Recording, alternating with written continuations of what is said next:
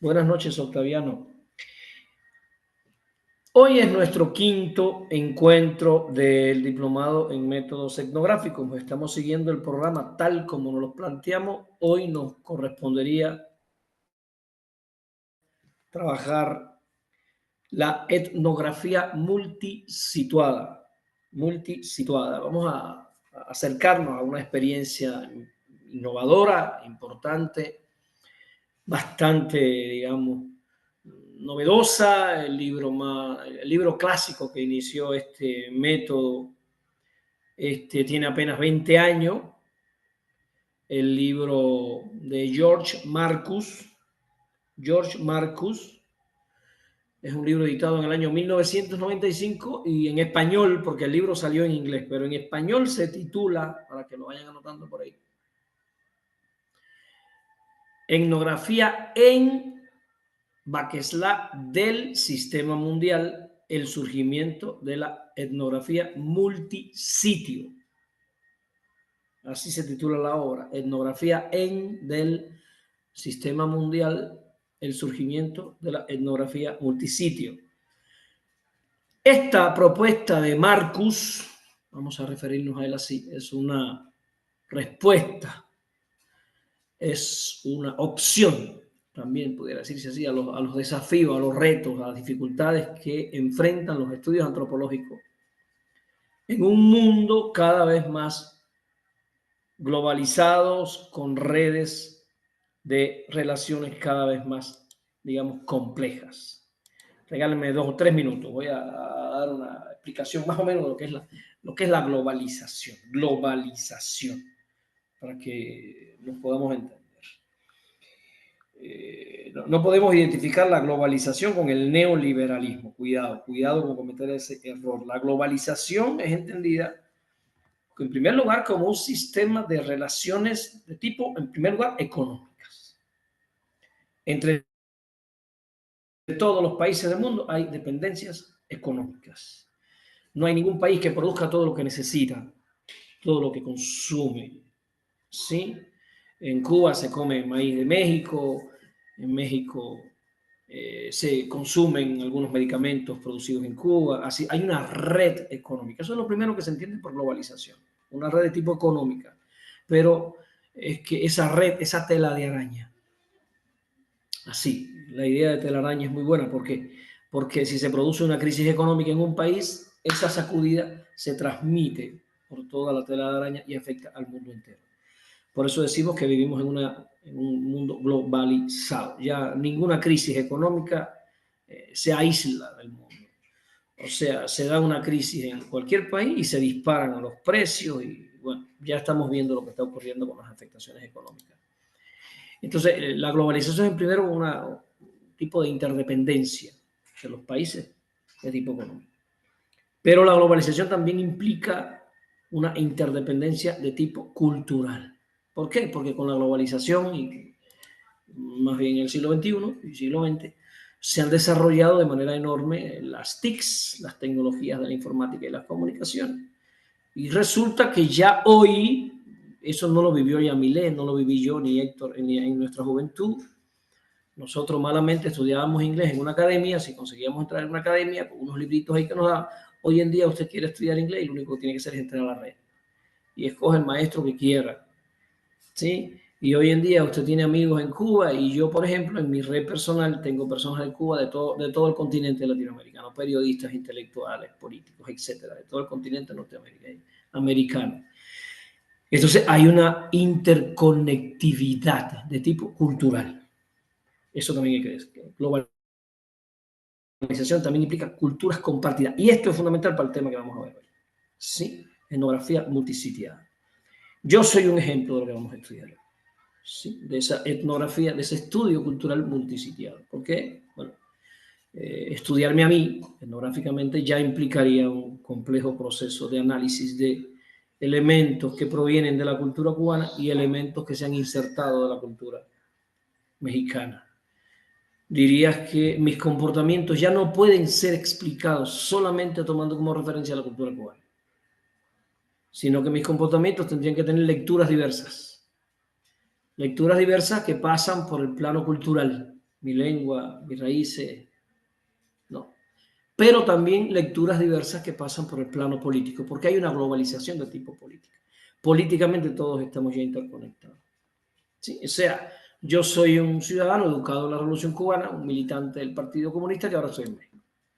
Entonces, explicar mis comportamientos etnográficos o culturales pasaría también por entender cómo es la educación de un comunista en Cuba, en cuanto a puntualidad, en cuanto a muchas cosas, ¿no? Que son parte de mi formación. Entonces, fíjense lo que estamos entrando al análisis. Quiero que visualicen bien lo que vamos a discutir hoy. No podemos ubicar la cultura en una región específica. No podemos ubicar la cultura en un espacio específico. La cultura ya desborda los espacios, desborda los campos. Ahorita lo vamos a ver. ¿Sí? Y te vas a Estados Unidos y vas a ver un juego de pelota de los Yankees contra no sé quién y ahí están vendiendo tamales y están vendiendo, y te gritan ahí en el estadio tamales oaxaqueños, ¿no? Y te das cuenta que tú estás en Estados Unidos hablando inglés y sale y viene alguien con un tamal oaxaqueño, ¿no? Entonces, ¿qué pasó? ¿Qué pasó? ¿Qué pasó? Pero esa persona que te está vendiendo el tamal oaxaqueño lleva en Estados Unidos 25 años, pero sigue haciendo tamales oaxaqueños, comiendo chile, viniendo a México para la semana de la fiesta del pueblo, haciendo sus mayordomías acá. O sea, lo que quiero que se entienda es que ya la cultura hoy en día no se puede reducir a un espacio físico, a un espacio geográfico, como sí ocurría antes de la castellanización. Octaviano comprenderá que antes de la castellanización los espacios zapotecas eran espacios zapotecas y los espacios mixtecas eran mixtecas y los espacios guaves eran guaves, porque incluso los mexicas lograban subordinar a otras culturas, pero no cambiaban su lengua, no cambiaban su estructura política, lo único que imponían eran los impuestos y las personas estas que se llevaban. Los mexicas no hacían una devastación de tipo cultural en los pueblos que ellos lograban subalternizar. Es una diferencia entre las características de nuestras relaciones con los mexicas y nuestras relaciones con los castellanos. ¿Sí? Los castellanos sí pasaron, digamos, en un proceso de devastación de tipo cultural. Después podemos hablar de eso, pero lo que quiero es que se den cuenta que para nosotros esto que llamamos globalización empezó en el año 1492 y empezó creciendo la globalización. Empieza en el 1492 con la llegada de los castellanos, con un tipo de relación de tipo económica, cultural, política, etc. Bueno, explicado ya lo que es esta globalización y explicado a grandes rasgos la necesidad de que la antropología en el estudio del hombre fuera más allá de lo que se había ya definido como campos. Marcus critica la noción de campo. Así pónganlo. Marcus critica la noción de campo etnográfico. Campo etnográfico visto como un espacio limitado. Marcus propone seguir los temas de investigación más que los campos. Seguir a los autores, seguir a los objetos, seguir a los discursos, seguir a la semiótica. Ahorita lo voy a dejando más claro. Ahora quiero referirme, si ustedes me lo permiten, porque hay personas que están entrando nueva hoy a la categoría de campo en la sociología y en la etnografía. Esa categoría de campo que ya estudiamos con Bourdieu, ¿se acuerdan, verdad? Que con Bourdieu hablamos de campo, hablamos de la categoría campo y de lo que para Bourdieu significaba campo. Me voy a referir rapidito para ubicarlo. ¿Qué es el campo para Pierre Bourdieu? Primero, entender que campo es un concepto fundamental en la sociología contemporánea. ¿Sí? A diferencia de la noción clásica de campo, que hablaba de un espacio físico, Bourdieu nos propone, se separa de esta concepción tradicional del campo y Bourdieu nos propone que en sociología el campo es una estructura relacional. Y yo recuerdo que ahorita les voy a poner un ejemplo que les puse la clase anterior cuando vimos a Bourdieu. Un campo es un espacio social estructurado relacionalmente, relativamente autónomo, en el que los actores, los individuos, las personas competimos por ciertos recursos específicos, a los que Bourdieu llama capitales. ¿Sí?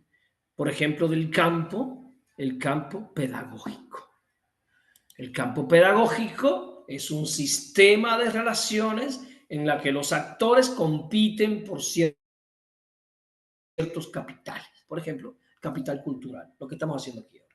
En el campo de la pedagogía, las personas, los seres humanos que estamos en eso que Bourdieu llama campo, buscamos constantemente una preparación, una capacitación que nos dé ciertas mejorías o ciertas herramientas para ser efectivos en ese campo de desarrollo. Bueno, el capital del campo pedagógico, si vamos a los conceptos de Pierre Bourdieu, en el campo artístico, el campo académico, el capital sería el capital científico, ¿sí? El capital pedagógico, el capital, ¿no?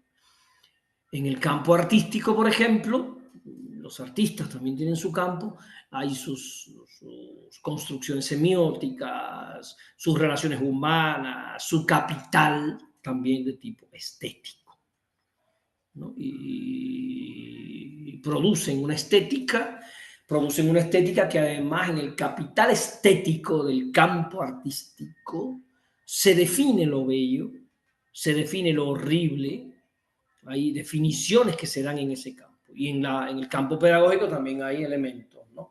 Y los que son de la 22 me imagino que entienden perfectamente el campo pedagógico con las batallas por el capital cultural y también las batallas por el poder.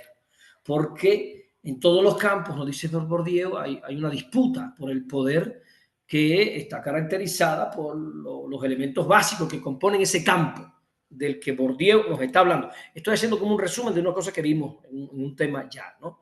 Entonces, ¿cuáles serían algunas características del campo? Digamos, cuatro características del campo muy resumidas para que ustedes ya lo tengan como referente, porque vamos a hablar de campo con la etnografía multisituada, es importantísimo. El concepto de campo, porque George Marcus, como ya dije, propone ir más allá del campo. Vamos a ver cuál es la propuesta de Marcus, pero ahora quiero dejar clarito, digamos, cuatro características del marco visto como lo ve Bourdieu. ¿Sí? Primero, el marco es, en primer lugar, una estructura de relaciones, una estructura relacional, no es un espacio físico. ¿Sí? No es un lugar físico, es una red de relaciones subjetivas entre diferentes posiciones, funciones que ocupan y desarrollan los agentes de ese campo, ¿no? Entonces, en el campo de la pedagogía tenemos maestros, tenemos directores, tenemos supervisores, tenemos jefes de sectores, ¿no? Y entre todos esos elementos se dan ciertos tipos de relaciones. Hay una estructura relacional en el campo de la pedagogía, también en el campo de las artes, también en el campo de lo político, ¿ya? La segunda característica importante del campo, que quiero que tengan ahí ya, consolidando lo que ya vimos, es que hay una autonomía relativa, entre comillas.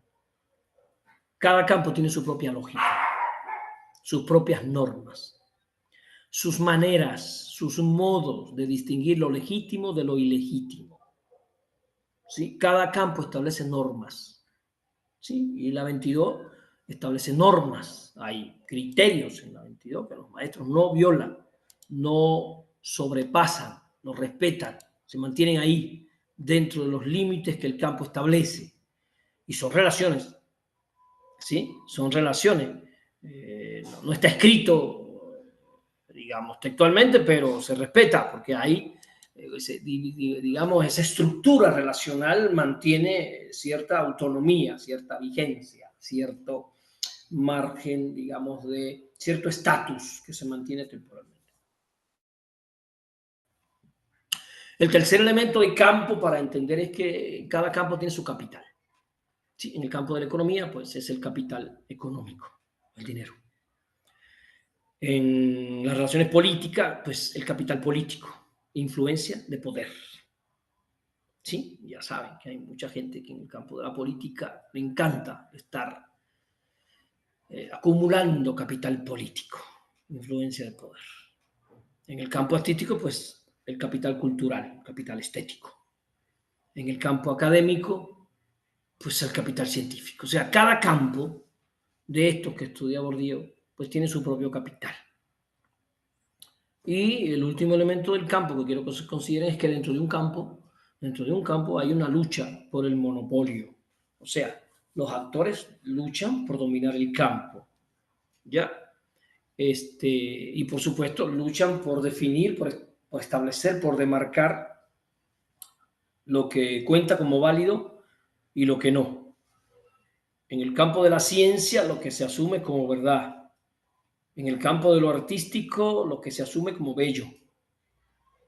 En el campo de lo político, lo que se va a asumir como lo correcto, lo políticamente correcto, se va construyendo, ¿sí? Y pertenece a cada época.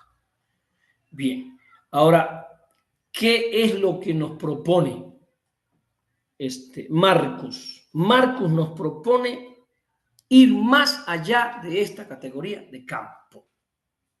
Marcus nos dice: no tenemos que estar estudiando la sociología necesariamente dentro del marco de un campo. Podemos ir más allá. Por ejemplo,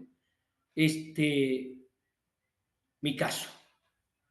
Vas a estudiar maestros cubanos que vivan en México, educadores cubanos que trabajan en México, y no vas a poder estudiar nuestro grupo a partir solo de estas nociones de campo, sino que tienes que ir más allá, porque yo no me comporto a partir de la estructura de campo o de la estructura pedagógica de Oaxaca. Yo soy un ruido en el sistema. ¿Por qué? Porque yo vengo de otra cultura, con otros comportamientos, con otras dimensiones de lo político, de lo pedagógico, y por supuesto, eso incluso pudiera ser, no digo que sea, pero pudiera ser parte de lo que ustedes ven como novedoso, ¿no? En mis cursos. El mismo hecho de que yo no me muevo por las notas, yo no sigo las partituras de la pedagogía mexicana, porque yo vengo de otro espacio cultural, de otro espacio político, de otro espacio estético. Cuando llego aquí, por supuesto, lo que yo estoy diciendo establece asismos, rupturas, desconfigura el discurso, porque precisamente la noción de campo aplicada a Oaxaca no se aplica a mi persona, porque yo vengo de una formación diferente. Entonces, Marcus se dedica a estudiar poblaciones migrantes, movimientos de personas que salen de sus espacios físicos, culturales, hacia otros, y se da cuenta que la etnografía tiene que ir más allá del campo si quiere entender los procesos que hoy se dan. Porque yo estoy poniendo mi ejemplo, compañeras y compañeros, ¿sí? Pero son millones de personas los que migran hoy en el mundo. O sea, no podemos tener una etnografía que pretenda conocer los procesos de culturalización o los procesos de construcción de lo subjetivo desde la inamovilidad humana. No es posible. Ahora, si vamos a meter la movilidad humana dentro de las variables que la etnografía va a incluir en su proceso de investigación, tenemos que ir más allá del campo. Y aparecen entonces los aportes, digamos, de Marcus a la etnografía, esta etnografía multisituada. El segundo elemento que quisiera abordar con ustedes, la etnografía multisituada de Marcus, es la idea de la estrategia de seguir en vez de quedarse. Fíjense lo que estoy diciendo. Seguir en vez de quedarse. O sea, ¿seguir a qué, Miguelito? Bueno, primero, seguir a las personas en su movilidad. Seguir a los migrantes, seguir a los activistas, seguir a los comerciantes, seguir a los científicos. ¿Sí? Y entonces vas a descubrir elementos que en la quietud de la cultura no ibas a ver. Por ejemplo, tienes comerciantes que vienen a Oaxaca varias veces al mes desde Puebla, ¿no? Y vienen aquí a comercializar sus productos. Él nos propone seguir ese movimiento. Si vamos a estudiar la construcción simbólica de esos comerciantes, hay que moverse con ellos. No puedes estudiarlos como si fueran sujetos poblanos, porque esos sujetos poco a poco van a ser sujetos, digamos, cuya cultura está multisituada, permítanme el término. Son sujetos que culturalmente están multideterminados, permítanme el término. Mi caso, yo regreso a Cuba mañana y en Cuba me siento desarraigado. Y en Oaxaca me siento desarraigado. ¿Por qué? Porque es que yo estoy multisituado. Yo voy a estar aquí, voy extrañando cosas que no tengo, pero cuando ya yo regrese, ya yo llevo 16 años en Oaxaca, ya no va a ser lo mismo. Ya se me van escapando suspiros a cada rato. Ya mi sistema cultural ha sido transformado en esta vivencia oaxaqueña. Mi paladar se ha transformado completamente, totalmente. Yo como totalmente diferente a cualquier otro lugar. La cantidad de picante que yo como es asombrosa. Estoy poniendo estos ejemplos muy concretos. Ustedes piensen en la escuela. Pero, Miguel, ¿cómo yo aplico esto en mi escuela? Si voy a hacer una investigación con el PTO. Bueno, en tu escuela tienes que saber que en tu escuela, a una escuela secundaria te pueden llegar niños de una comunidad mije y te pueden llegar niños de una comunidad zapoteca y te pueden llegar hijos de migrantes que ahora están regresando a México. Todo eso te va a complejizar el proceso pedagógico. Todo eso te va a complejizar el proceso de comprensión cultural de lo que está pasando en la escuela. ¿Sí? Porque a veces tenemos la tendencia a mirar a la escuela con ojos demasiado homogéneos, a pensar que hay un bloque o monolítico, ¿no? Que son nuestros alumnos y algo, no. De hecho, casualmente conversaba yo hace como dos, 3 días, que fuimos ya a la escuela del niño por la foto final de secundaria. Una foto con un gorro que le ponen acá y esas cosas.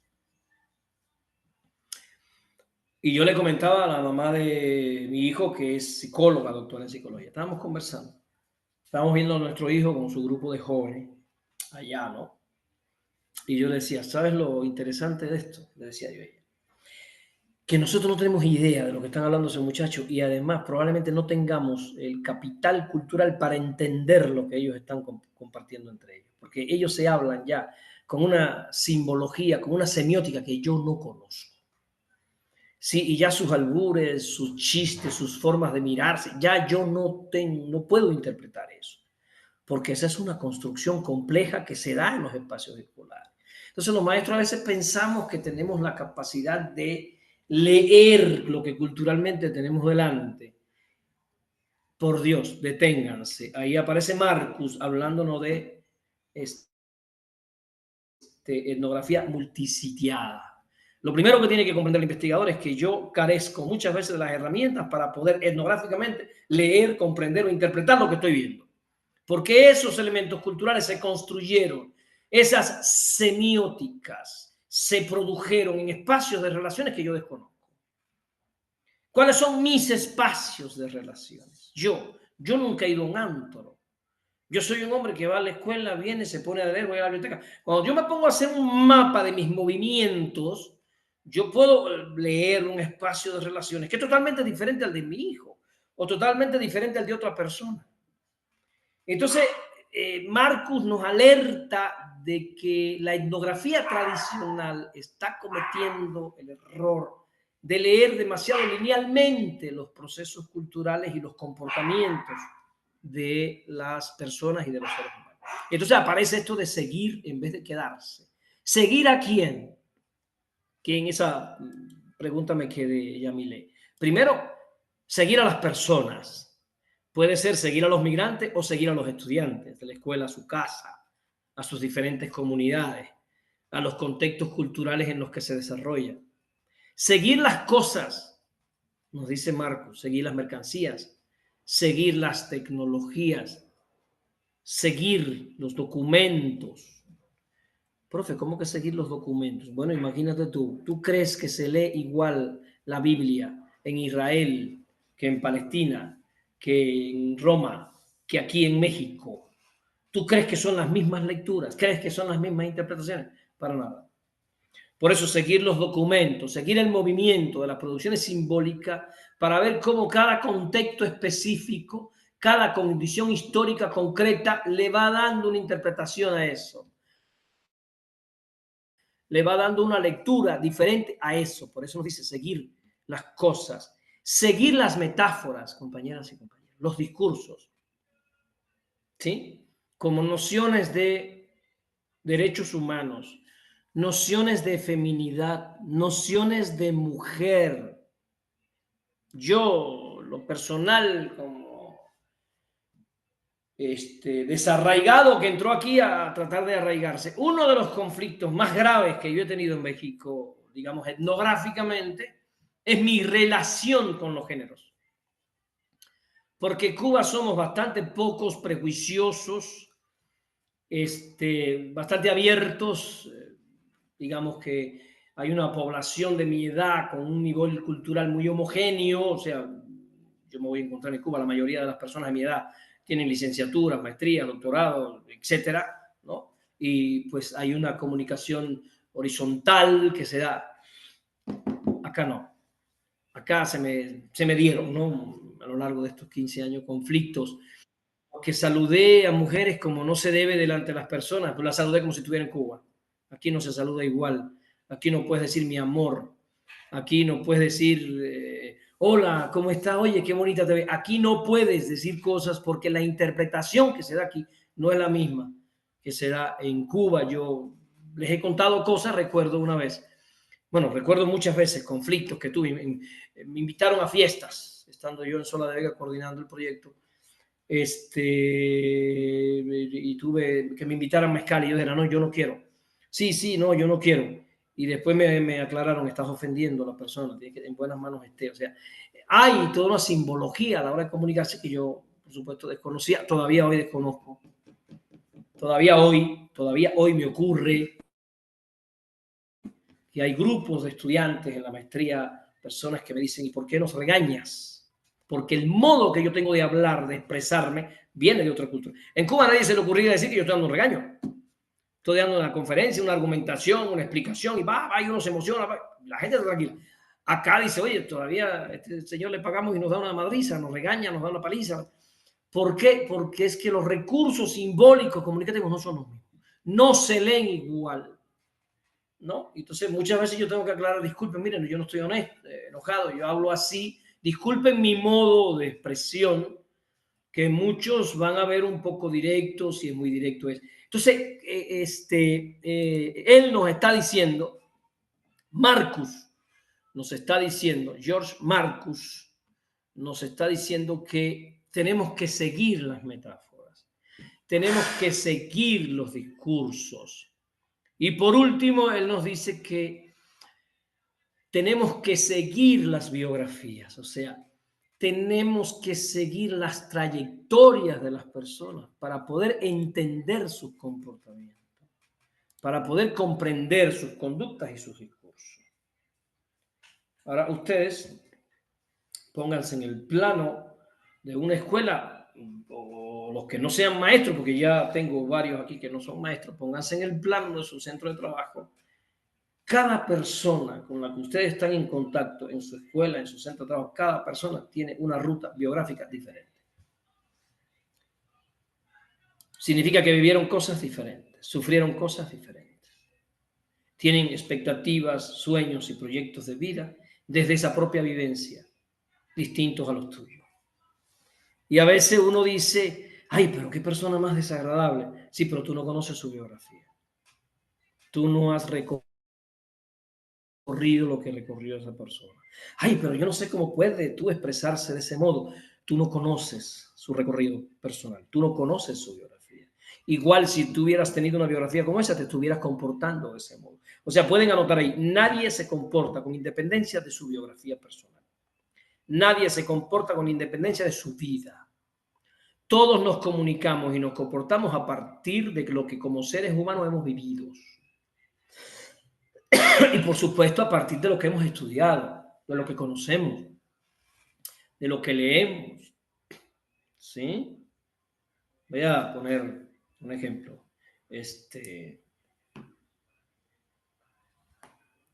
Me dice, ay, Miguelito, qué bárbaro, ¿no? Como te gusta leer, como tú lees.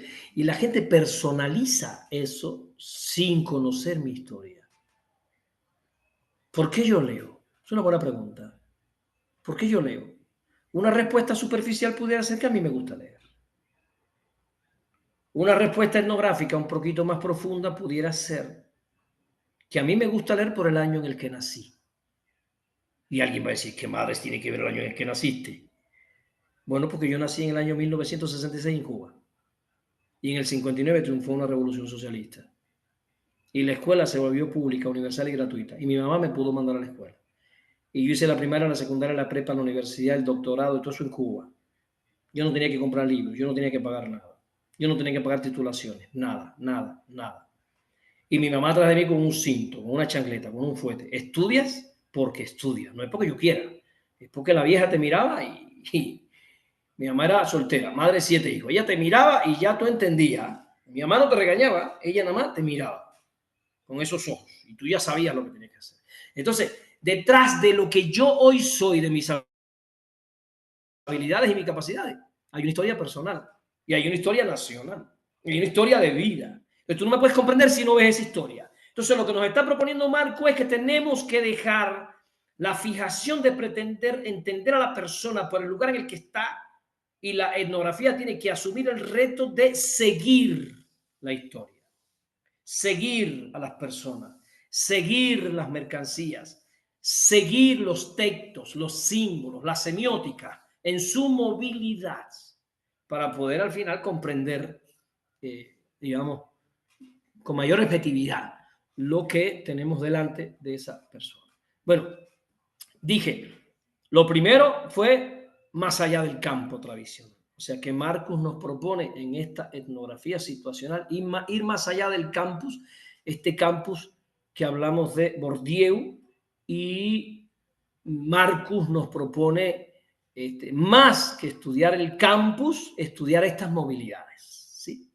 Estudiar estas semióticas, estos simbolismos, estos movimientos culturales que van produciendo transformaciones. Es lo que nos propone Marco. Por eso, el segundo elemento que yo quería que ustedes anotaran ahí de lo que es la etnografía multisituada sería seguir en vez de quedarse. Intentar atrapar la movilidad cultural más que la estática aparente y subjetiva de que lo cultural es un producto que está en un espacio y una región. Y eso para los oaxaqueños que están aquí es fundamental. Porque hay gente que tiene la tendencia a definir lo mije desde el territorio mije que está ahí en la sierra. No, ya tú no puedes definir los mijes desde el territorio que está en la sierra. ¿Por qué? Porque cientos de esos mijes fueron a Estados Unidos y regresaron. Fueron al DF y regresaron. Y ya esas movilidades produjeron transformaciones culturales, variaciones culturales, interpretaciones semióticas, cambios en los comportamientos. Yo recuerdo un caso muy, muy simpático. Estando yo en Sola de Vega, dirigiendo el proyecto cubano, hubo un caso que se dio por el vidrio, no recuerdo exactamente el pueblo, por allá. Estoy hablando de 2005-2006. Sí. Que a los cubanos nos pareció muy simpático porque una señora se fue al municipio, era un pueblo de usos y costumbres, a demandar al marido. El esposo había migrado a Estados Unidos y había regresado a la casa.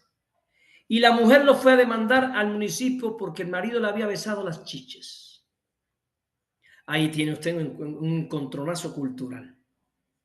Ese señor se fue a Estados Unidos, quién sabe a dónde anduvo, quién sabe lo que estuvo haciendo, ¿sí? ¿Qué experiencias nuevas encontró por allá, allende de los mares, iba a decir, pero no, allende de las fronteras, que cuando regresa tiene un choque cultural? Eso es lo que nos está diciendo Marcos. Hay una movilidad cultural en este proceso de globalización simbólica de las culturas, de los comportamientos, que tenemos que tratar desde el método darle seguimiento para poder comprender. El tercer elemento que quiero discutir de la etnografía situada de George Marcus, recuerden que su obra fundamental del año 1995 apenas tiene 20 años, estamos entonces hablando de una ciencia y de un método apenas en desarrollo. Marcus nos dice que hay que considerar la complejidad y la fragmentación, así escriban, que es parte de lo que he estado explicando hasta ahora. O sea, en vez de buscar una totalidad cultural homogénea, la etnografía multisituada reconoce que hay una fragmentación, una discontinuidad. Sí, hay sismos culturales. a partir de las relaciones interconectadas a nivel global, a partir de las movilidades.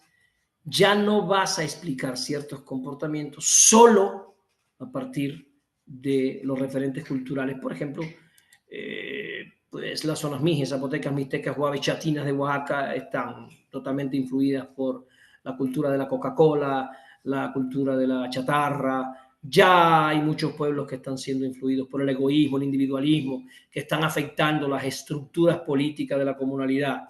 Sí, y ya hay pueblos donde hay disputas por ese servicio y hasta se machetean por quedar en esos cargos. No es como antes, porque antes, de 40, 50 años, esos cargos eran un servicio, era un honor y nadie se disputaba los cargos. Te pasabas 1 año, 2 años trabajando y sin ganar un peso. ¿Sí? No había una lucha por el poder, pero ya hoy estamos viendo que se está contaminando todos estos procesos, estas estructuras sociales originarias con influencias que vienen de otras partes. A eso se refiere George Marcus cuando nos dice que tenemos que considerar la complejidad y la fragmentación. Yo quisiera poner algunos ejemplos de esta complejidad y de esta fragmentación.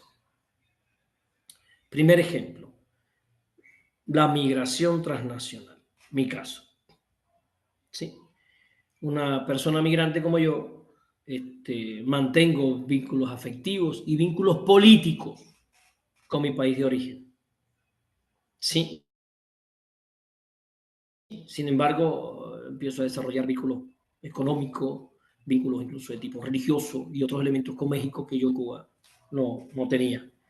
De manera que esto genera diferentes, digamos, lealtades, otras dimensiones identitarias que yo no tenía, otras pertenencias que yo no tenía, que hoy tengo necesariamente. Estudios que he tenido que desarrollar aquí en Oaxaca, por ejemplo, todos los estudios que yo he desarrollado sobre culturas originarias, yo los hice en Oaxaca porque estaba en Oaxaca. Si yo hubiera seguido en Cuba, yo no hubiera hecho esos estudios. Yo hubiera estado tal vez en otras sintonías culturales y científicas. Aquí yo me he metido en ciertas sintonías científicas, en ciertas búsquedas científicas, precisamente por el nuevo contexto en el que yo estoy. Ahí tienes una ruptura. Ahí tienes, como nos dice Marcus, una complejidad y una fragmentación. ¿Sí?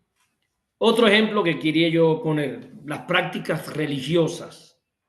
Aunque yo no tenía en Cuba prácticas religiosas ninguna, absolutamente ninguna. Bueno, digamos que soy un caso interesante desde el punto de vista etnográfico, porque alguna vez en mi vida yo en Cuba, pues me enamoré de una muchacha que era muy católica y tuve la práctica de levantarme todos los días muy temprano, de irme a la iglesia a misa, y de misas me iba a la universidad. O sea, me disparaba la misa de las 7 necesariamente para poder estar ahí con la chamaca. Y de ahí me iba a la universidad. Es un comportamiento etnográfico y cultural que está determinado por cosas, ¿no? Pero produce cambios porque yo logré comprensiones que no hubiera logrado si no hubiera estado ahí. Pero lo que quiero que entiendan es que yo vengo de una formación donde eso no es algo muy cercano y entro a un estado de Oaxaca muy católico. Y me he dedicado a estudiar la Biblia, me he dedicado a estudiar características de libros que me ha dado Marcel sobre Jesús, bueno, muchas cosas que, digamos, han establecido estas complejidades a las que Marcus nos hace referencia. Otro elemento fundamental es mi activismo, el activismo de una persona, activismo por los derechos humanos, cambian cuando cambias de contexto. Yo en Cuba, mi activismo en Cuba, además de ser un activismo político, porque yo pertenecía al Partido Comunista de Cuba, y por supuesto tenía que estudiar y tenía ciertas actividades como miembro del Partido Comunista de Cuba, marchaba los 1 de mayo y ciertas cosas. Pero aquí en México yo he ido desarrollando prácticas que en Cuba nunca tuve, como por ejemplo pararme en una plaza con un cartel ahí a denunciar cualquier cosa y otros tipos de activismo, reunirme con compañeros, con grupos políticos para darle charlas que yo en Cuba no los tenía. O sea, en el plano político yo siento que yo he tenido una variación, ha habido una diversificación de mis dimensiones políticas, incluso de mis discursos políticos, a partir de las relaciones que he establecido en este lugar en el que yo estoy. Podemos tomar otro ejemplo, otro migrante como los que yo conozco, tanto cubanos como de otros países, que llegan a Oaxaca y se mantienen en un espacio que ellos consideran apolítico.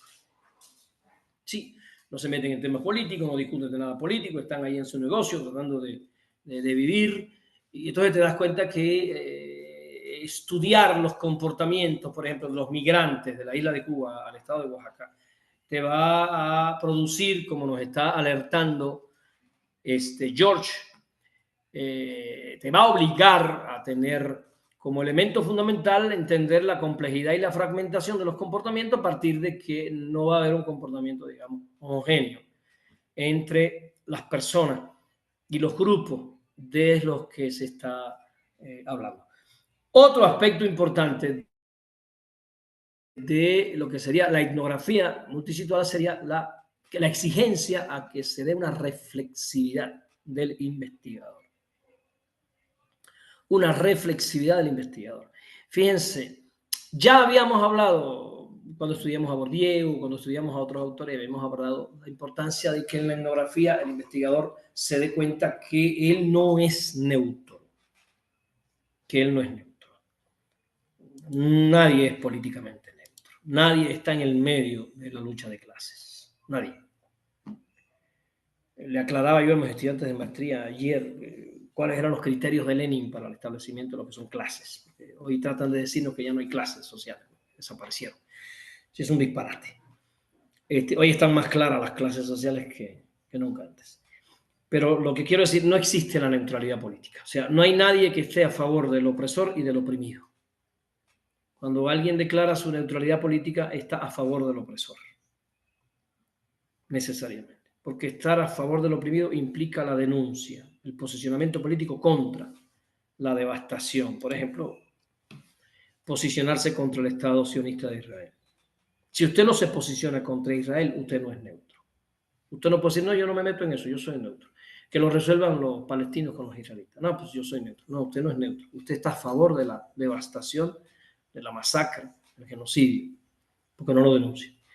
Ah, bueno, pero fíjense, Marco nos está diciendo que entendamos que el investigador no es neutro, pero yo quiero dar otro elemento que para Marco es fundamental y que nos va a dar una idea exacta. Yo digo, bueno, no exacta, sino más o menos más cercana, ¿no? Yo no tengo cómo hacer que ustedes entiendan exactamente lo que quiso decir Marcos, porque no es posible, pero acercarlos a su pensamiento. ¿Cuál es la idea de Marcos? Entender que el investigador no es neutro, porque él interpreta lo que está viendo desde sus propios discursos, desde sus propios paradigmas.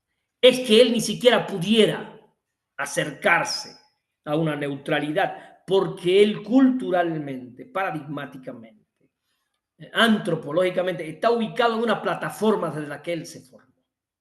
Entonces Marco nos dice, entendamos eso para entender, yo quisiera poner algunos ejemplos, una mujer que quiere investigar la opresión de las mujeres. Una mujer investigando la opresión de las mujeres. Algo que una mujer que quiere investigar la opresión de las mujeres no va a poder lograr es no sentirse mujer. Ella es una mujer y como ella es una mujer, desde que ella empieza a escuchar las narrativas de esas mujeres violentadas, ella va a tener un posicionamiento como mujer que es, aunque ella no quiera. Y Marco nos está diciendo, tenemos que entender que es muy difícil entonces, ¿cuál es la solución que él da? Que el investigador reflexione hasta qué punto él está alterando las interpretaciones. Hasta qué punto él está... Porque, por ejemplo, yo en mi postura política, yo soy de izquierda, ¿no? Es muy difícil que yo no haga las interpretaciones desde la izquierda, ¿no? Y cuando alguien viene y me empieza a hablar de lo bueno que es Trump, ya todos mis resortes comprensivos se reprimen, pues ya yo empiezo a pensar, este imbécil, ¿de dónde lo ha salido? ¿Para quién habrá parido este idiota? ¿Por qué? Porque yo me posiciono políticamente. Entonces yo tengo que estar listo para decir, a ver, cálmate, hasta qué punto yo estoy alterando lo que él me está diciendo, porque igual él tiene una vivencia diferente con Trump. ¿Quién sabe qué madre le pasó? ¿Quién sabe qué pedos Trump le resolvió a su familia con su locura? Que si yo me pusiera a escuchar su biografía, diría, ahora entiendo por qué este hombre está diciendo que Trump es bueno. ¿Sí? ¿Por qué? A ver, compañeras y compañeros, desprejuiciémonos y tratemos de entender lo que nos dice Marco. Trump no es igualmente malo para todos. En Estados Unidos hay gente que se está beneficiando de las locuras de Trump, ¿sí o no? Entonces yo como investigador tengo que entender que hay gente para los que Trump es buenísimo. Y si tú le preguntas, va a decir que Trump es la maravilla. No, yo no voy a decir eso. ¿Por qué? Porque yo soy un pensador de izquierda. Yo me solidarizo con los pobres, con los migrantes. Entiendo la historia de la migración. Ya, yo me posiciono. Pero hay gente que nunca se va a posicionar como yo. Hay gente que piensa desde sus intereses, desde su pequeñito patio trasero, en el que Trump le resolvió un problema. Así yo pretendo hacer un estudio antropológico sobre la percepción que tienen de Trump los norteamericanos. Yo tengo que asumir esto que me está proponiendo Marcus. ¿Por qué? Compañeras y compañeros, porque aunque no nos guste, la mayoría de los gringos votaron por Trump. ¿Por qué? Porque Trump, con ese discurso blanco, xenófobo, fascista, tiene una respuesta positiva en una clase trabajadora blanca norteamericana empobrecida por el neoliberalismo. Y que ve en Trump la posibilidad de regresar a la vida que tuvieron en el 85, en el 90. Entonces, lo que nos está diciendo a Marcus no es que nosotros estemos posicionados a favor del... No, no. Lo que nos está diciendo Marcus es que entendamos, por ejemplo, en el caso de una mujer, que ella se va a enfrentar a dilemas éticos cuando probablemente las entrevistadas le empiecen a pedir consejo o apoyo emocional o que las ayude. ¿Ya? En el caso mío, si yo fuera un investigador en el campo de la política, estas cosas, imagínense que una persona con estas posiciones políticas me solicite que yo lo oriente sobre cómo él pudiera trabajar para ayudar a consolidar el gobierno de Donald Trump. O sea, yo tengo que entender que como investigador yo me voy a meter en un campo cultural diverso en el que va a haber estructuras, discontinuidades, y yo tengo que prepararme para eso. Ahora, Miguel, y nosotros como maestros, ¿cómo asumimos esto en una escuela? Bueno, compañeras y compañeros, imagínense que una maestra, una orientadora, una psicóloga, una orientadora, esté conversando con las niñas sobre temas importantes y una niña le comente, creo que aquí alguien alguna vez habló de eso, de que ella está siendo violentada en su casa y que le pida consejo. ¿Qué vas a hacer? ¿Qué corresponde? Porque eso me lo han preguntado maestros. ¿Qué corresponde hacer? Entonces, Marcus nos está diciendo, tenemos que entender, tenemos que comprender que tiene que haber una reflexividad, porque yo tengo que también darme cuenta hasta dónde llegan mis límites, hasta dónde yo puedo. Bueno, ¿qué importancia puede tener esta reflexividad para la etnografía multisituada? Bueno, primero, que esta reflexividad me permite entender que hay una co-construcción del conocimiento. O sea, a diferencia de, por ejemplo, la historia de vida o la entrevista no estructurada o profundidad, donde yo sigo la narrativa de la fuente de información lo más fielmente posible, aquí aparece un elemento porque Marco nos está diciendo que siempre va a haber una co-construcción del conocimiento, que tú no te vas a poder mantener al margen, que tú siempre vas a redactar tus informes de investigación desde los posicionamientos que tú, Yamilé o Caviano o Luis Alberto Rojas tienen. Al menos entendámoslo para que seamos conscientes frente al método de la responsabilidad que nosotros tenemos. Entonces, un primer elemento que aporta esta reflexividad es precisamente este, ¿no? Entender que hacer visible la co-construcción de interpretación. Segundo elemento que aporta la reflexividad, y que a mí me parece que es importante para todos que lo tengamos por ahí, es que nos permite reconocer que hay desequilibrios en el poder, en la investigación. ¿Por qué? Bueno, compañeros, les voy a poner un ejemplo que les queda muy cerca y les va a doler muchísimo. Estás haciendo un trabajo en la escuela de investigación y los alumnos te dicen que no les gusta el profesor Héctor Miguel López porque los violenta, les grita y los maltrata. ¿Qué vas a hacer? ¿Vas a hablar con él? ¿Te vas a buscar un problema? ¿Te vas a callar? ¿Qué vas a hacer? Porque cuando los muchachos en una investigación seria vienen y nos dicen, mira, este maestro me acosa, ¿qué vas a hacer? Porque como investigador, al menos reconoce que hay estructuras de poder muy fuertes contra las que te vas a oponer como investigador, hacia adentro de la escuela, que a veces te vas a hacer el de oídos sordos para no buscarte problemas, porque a veces lo que te dicen te lo dice el profesor que tiene más poder, de un profesor que mueve un dedo y te saca de la escuela, porque a veces los más malos son los que más poder tienen, los que más daño pueden hacer.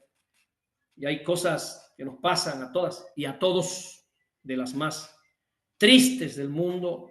Yo no voy a mencionar, pero hace 2 semanas, 13, 4 semanas, conocí a alguien en una conferencia, quedó muy emocionado, me propusieron un trabajo, yo estaba feliz, le comenté a mis hijos, ya estaba todo, y de momento se acabó todo. Se acabó todo. Y luego me contaron que alguien movió un dedo por ahí y dijo, no, ese no. ¡Pum! Porque vivimos precisamente en un mundo donde hay muchas dimensiones políticas determinando comportamientos, determinando actitudes. Y eso te va a ocurrir en la escuela. Si tú quieres hacer un peteo serio y vas a hacer una investigación etnográfica seria, lo primero que te está diciendo George es, a ver, al menos reconoce que hay desequilibrios del poder en la investigación. El tercer elemento fundamental de esta reflexividad, que es a la que estamos refiriendo, es que evitamos la falsa objetividad. O sea, ¿sabes qué? No va a ser totalmente objetiva. Con los años, y cuanto más años me pasan y más escribo, me doy cuenta que yo nunca he sido totalmente objetivo. Yo estoy muy atravesado por posiciones políticas, culturales. Entonces, cuando yo hablo, cuando yo pienso, cuando yo estudio, cuando yo leo, me es imposible decir que estoy escribiendo un ensayo desde la neutralidad. No puedo, porque ya yo estoy muy, digamos, ubicado en cierto espacio político, en cierta construcción ideológica, incluso de mi personalidad. Y desde ahí se hacen todas las lecturas. Bueno, eso hay que entenderlo, compañeros y compañeras. ¿No? Y fíjense lo que voy a decir, hay que entenderlo para ser respetuoso y congruente con la ciencia. ¿Sí? No sea que yo como investigador, que yo como etnógrafo, que yo como antropólogo, terminé peleándome yo con Lórez de Mola, que es otro investigador. Porque este imbécil, chayotero. No, en la ciencia no corresponde eso. En la ciencia a mí lo que me corresponde es como científico descubrir cuáles son los elementos que están determinando los comportamientos de Lórez de Mola. ¿Sí? O sea, como científico, la denostación, la agresión, eso a mí no me corresponde como investigador, como sociólogo. Ahí los políticos se pueden decir lo que quieran, pero yo como sociólogo lo que tengo que descubrir es cuáles son los elementos culturales, económicos, políticos, los intereses personales que determinan esos comportamientos de unos periodistas y de otros, para entender, digamos, en el espacio cultural del México de hoy, de dónde vienen y hacia dónde se mueven. Fíjense que lo que estoy diciendo es un reto enorme, ¿no? Porque hasta Andrés Manuel, que era el presidente de todos los mexicanos, se posicionaba políticamente y le decía algunas de sus verdades, ¿no? Para que vean, ¿no? Que uno espera que Andrés Manuel fuera intentar hacer lo más neutro posible y reconocer que hay mexicanos de derecha, de izquierda, del medio, de atrás y de adelante, y que ellos tienen derecho a estar en cualquier espacio político y tienen derecho a mentir si les da la gana, ¿no? Pero en cierto momento nos ganan digamos, los posicionamientos personales y terminamos pues haciendo estas cosas. Y por último, el último elemento de la reflexividad que yo quería compartirles a ustedes es que esta misma reflexividad que vamos a hacer, recuerden que estoy hablando de la reflexividad de investigador como un elemento fundamental de la etnografía multisituada. esta misma reflexividad que vamos a hacer nos fortalece éticamente. Y esta misma reflexividad permite que tengamos transparencia epistemológica en el trabajo. O sea, que reconozcamos desde dónde estamos hablando. Si quiere ponerlo así, desde dónde yo hablo.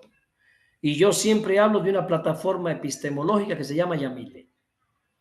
Y hay quien puede pensar, pero yo soy autora. Todos somos autores. Desde que usted empieza a escribir, ya usted está escribiendo desde su propia plataforma historiográfica, epistemológica, científica, desde tus conocimientos, desde tus posicionamientos políticos, ¿sí? Va a ser así.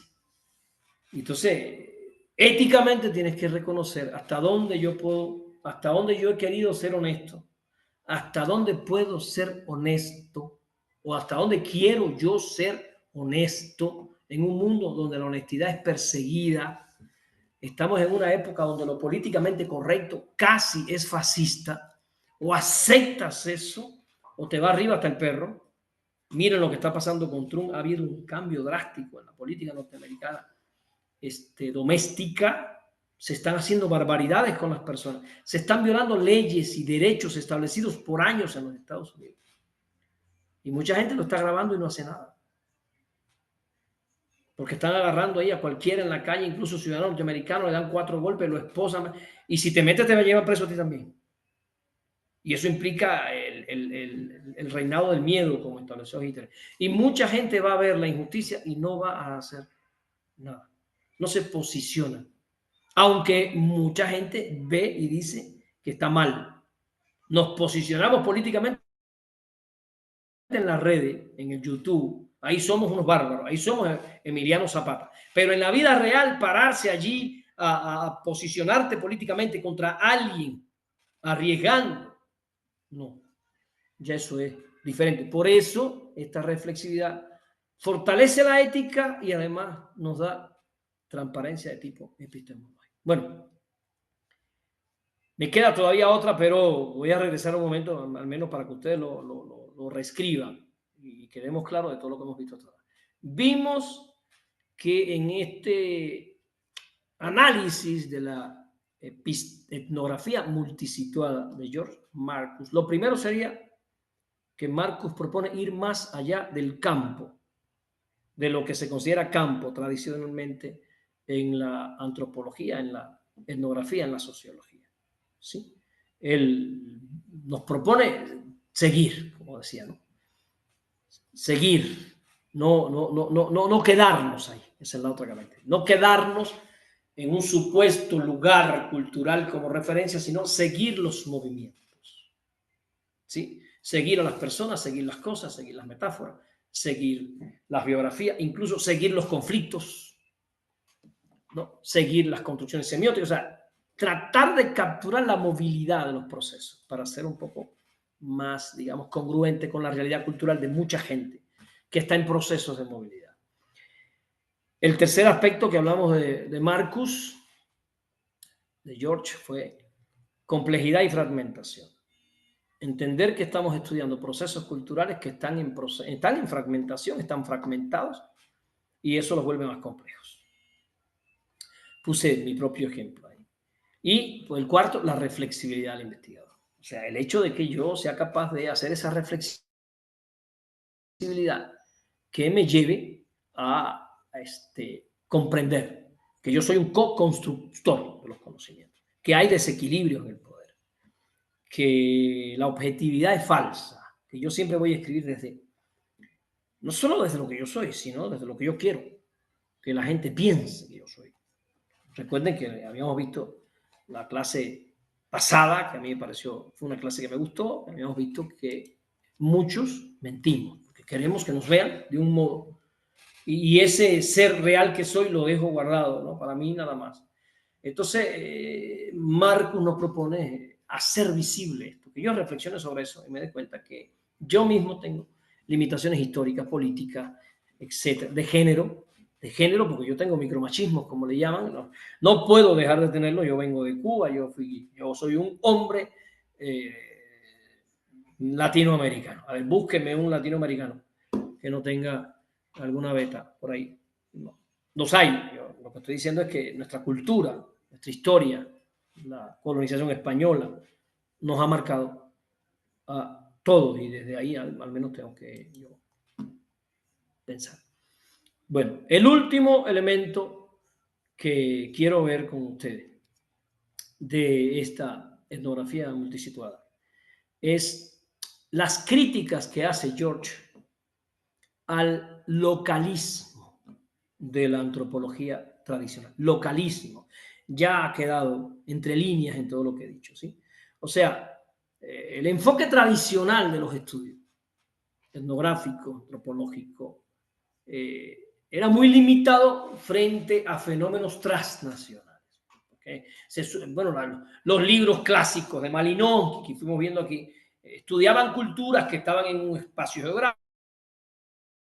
que no se movían de ahí y se intentaba, ¿no?, dar cuenta de la construcción humana, cultural, semiótica de esas culturas en esos espacios, digamos, geográficamente fijos, ¿no? Pero con este capitalismo global al que asistimos hoy, con estos flujos y reflujos de personas, de mercancías, de símbolos, porque ya lo he dicho como 200 veces, pero no está de más que ustedes lo remarquen, porque, por ejemplo, más del 90% de las películas que se ven en el mundo son norteamericanas.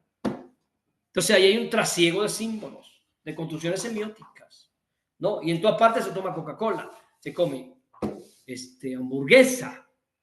No, mira, hoy hice yo para el niño hamburguesa, está feliz, porque me quedaron buenísimas mis hamburguesas. Me imagino que no son como la de Walmart, porque yo la hice con carne, ¿no?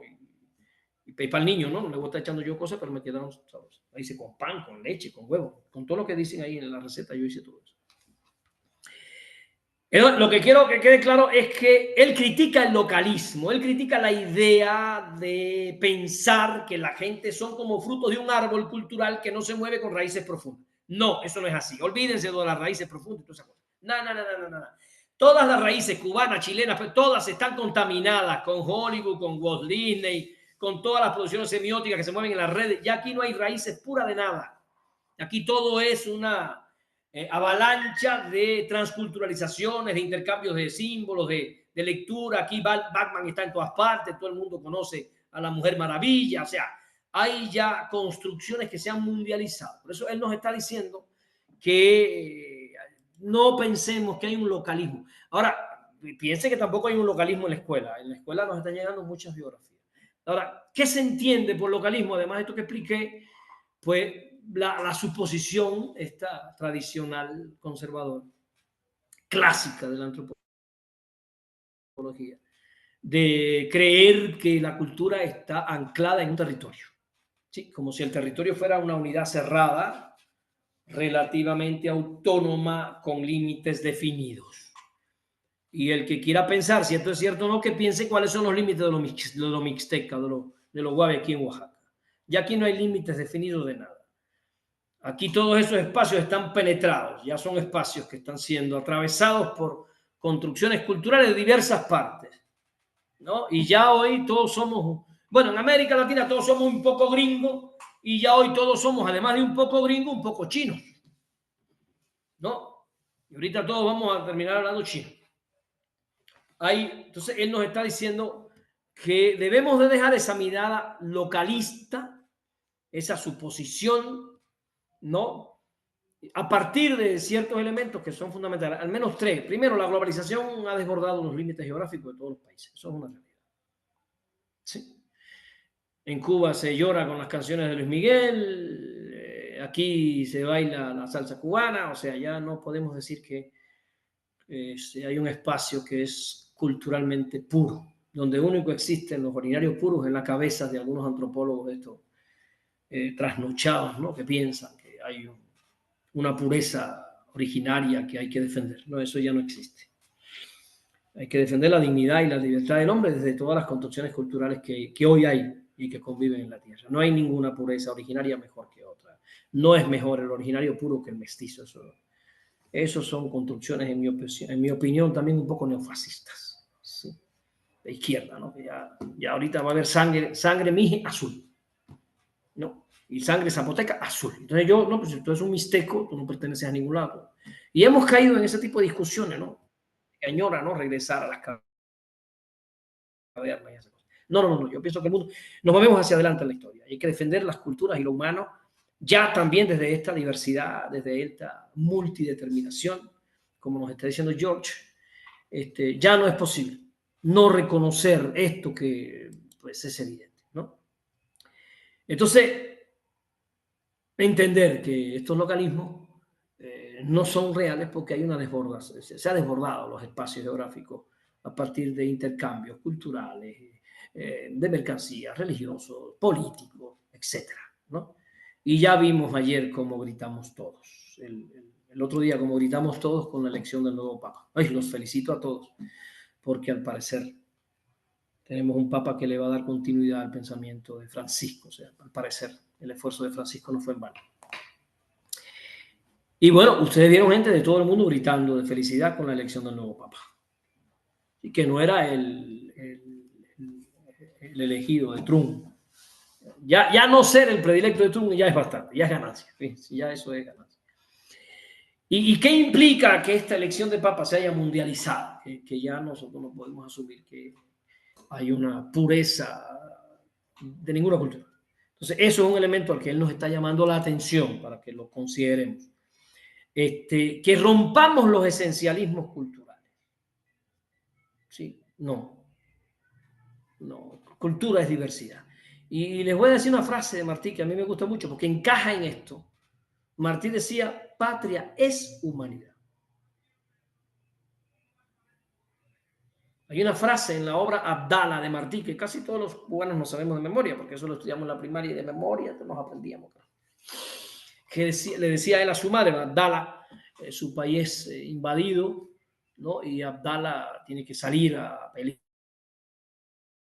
y la madre no quiere que vaya porque le pueden matar al hijo, ya sabe, no vayas, hijo, y él es el príncipe, todos está esperando porque él decida, y él dice, tengo que ir, tengo que ir.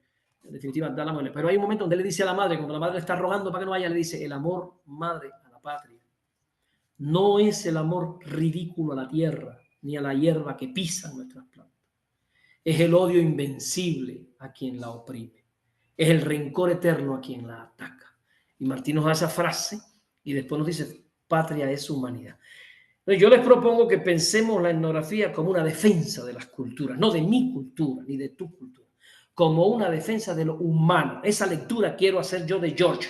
No sé si en su intención estaba, pero yo estoy haciendo la lectura de que entendamos que defender las culturas y estudiar las culturas es defenderlas desde lo humano, desde la defensa de la dignidad y la libertad de lo humano. La diversidad cultural es lo que nos da sentido humano realmente. Esa diversidad, no dejar que se pierda. Por eso, no digo que yo deje de ser cubano, sino romper con estos esencialismos culturales que nos vuelve déspota, ¿no? Eso de América primero y América más grande, esas son barbaridades, ¿sí? Esos son barbaridades. Yo creo que